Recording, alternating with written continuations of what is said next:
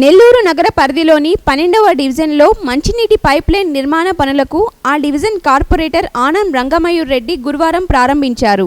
ఈ సందర్భంగా ఆయన మాట్లాడుతూ సౌత్ రాజ్ పాలెంలోని ఆనం వెంకటరెడ్డి గిరిజన కాలనీ నుంచి దొరవ ప్రాంతం వరకు 5 లక్షల రూపాయలతో మంచినీటి పైప్లైన్ను నిర్మిస్తున్నామన్నారు. చింతారెడ్డిపాలెం, సౌత్ రాజ్ పాలెం తమ సొంత గ్రామాలని, వాటిని అన్ని విధాలా అభివృద్ధి చేయాల్సిన బాధ్యత తమపై ఉందన్నారు.